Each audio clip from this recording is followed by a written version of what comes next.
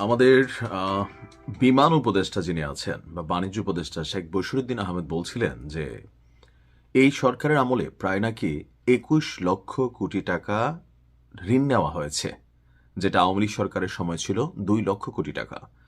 প্রশ্ন হচ্ছে, এতগুলো টাকা আসলে সুষ্ঠুভাবে কি কাজে লাগলো, নাকি এই টাকাগুলো আসলে সিস্টেমের মধ্যে সিস্টেম হয়ে গেল? আবার গতকালকে থেকে যে আলোচনা তুঙ্গে যে আমাদের উপদেষ্টাদের মধ্যে অনেকেই কূটনৈতিক যে পাসপোর্ট আছেন সেই কূটনৈতিক পাসপোর্ট সারেন্ডার করছে।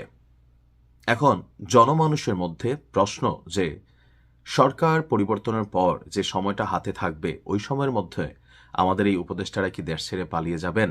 নানান প্রশ্নের সম্মুখীন হয়েছে যে তলে তলে আসলে কি ঘটতে যাচ্ছে। আর এ বিষয়ে গতকালকে বাংলাদেশের মূলধারার গণমাধ্যমগুলো থেকে যে রিপোর্ট আছে, আমরা যদি তথ্যপাত্য সহ বলি, পররাষ্ট্র উপদেষ্টা তৌহিদ হোসেন বলছেন যে ভবিষ্যতে বিদেশ সফরের প্রয়োজন বিবেচনায় সময় মতো ভিসা পেতে উপদেষ্টাদের অনেকেই আগে ভাগেই কূটনৈতিক পাসপোর্ট সারেন্ডার করেছে।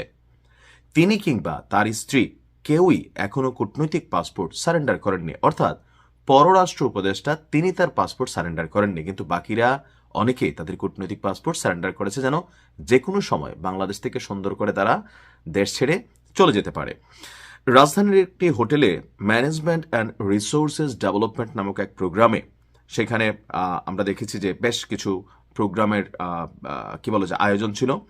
তো এক পর্যায়ে সাংবাদিকদের পররাষ্ট্র উপদেষ্টাকে প্রশ্ন ছিল যে শোনা যাচ্ছে পররাষ্ট্র উপদেষ্টা নিজে এবং তার আরও দুজন সহকর্মী কূটনৈতিক পাসপোর্ট সারেন্ডার করেছেন।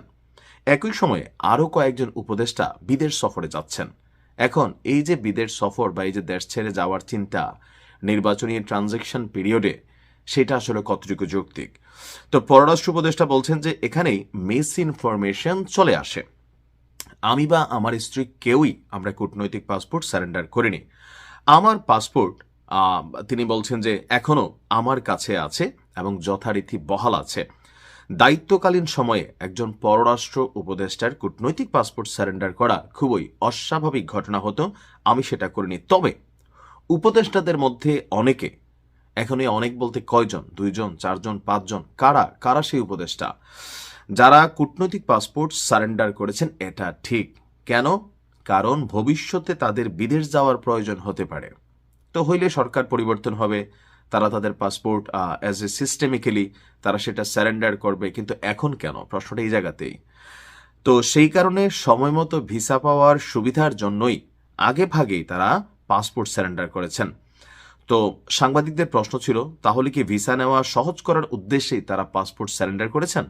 উত্তরে তৌহিদ হোসেন বলেন, বিষয়টি ভিসা সহজ করার জন্য নয়, বরং সময় গেইন করার জন্য, অর্থাৎ সময় বাঁচানোর জন্য। থাকে না যে তাড়াহুড়া কইরা তড়িঘড়ি কইরা পরিস্থিতি খারাপ হলে যেভাবে বাংলাদেশের বিভিন্ন রাজনৈতিক দলগুলো বা অনলাইন কিংরা হুঁশিয়ারি দিচ্ছেন যে সরকার থেকে খালি পৈরানে পুলিশ পাহারা সরে যাক, সেনাবাহিনী পাহারা সরে যাক, উপদেষ্টা আসিফ নজরুল ইসলাম থেকে অনেকের বিরুদ্ধেই কিন্তু এমন ধরনের আলটিমেটাম অলরেডি দেওয়া আছে।